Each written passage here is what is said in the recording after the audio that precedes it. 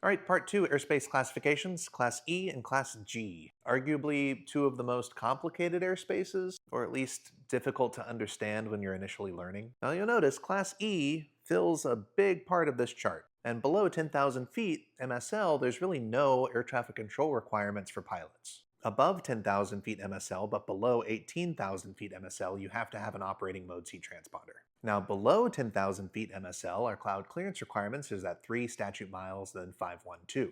500 feet below, 1,000 feet above, 2,000 feet horizontally. But above 10,000 feet, that requirement changes. Why do you think that is? Now, instead of 3 miles visibility, we have to have 5 miles visibility. And then we have to have 1,000 feet above, 1,000 feet below, and 1 statute mile horizontally. Any guesses why? What's the speed limit above 10,000 feet? There really isn't one, right? The increased cloud clearance requirements give you as the pilot more opportunity to see other aircraft, because generally they'll be moving a lot faster above 10,000 feet than below it. Now, here's a question before we move on to G. What determines if an airport surface area is defined as E or G? Well, in order to be considered Class Echo surface area, the airport has to have a few things. It has to have weather observation and reporting capabilities, and must have air traffic control communication capabilities down to the runway surface. Which means most of the time, Class Charlie and Class Delta airspace that close at night revert to Class E surface area.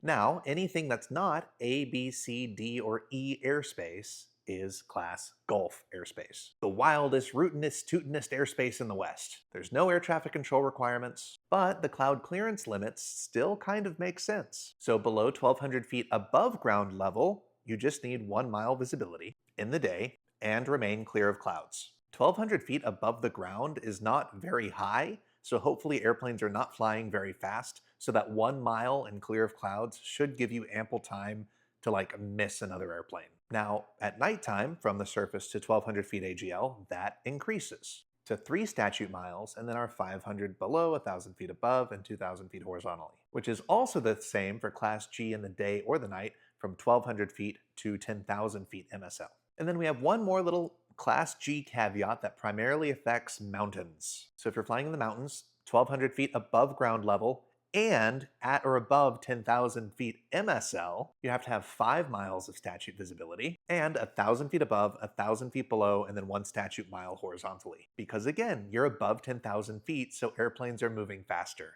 Now, if we really want to get advanced, I have this fun graphic from whenever I taught. And it basically has every type of airspace that you could encounter. If you want me to go into details about this, let me know in the comments below, and don't forget to follow for more.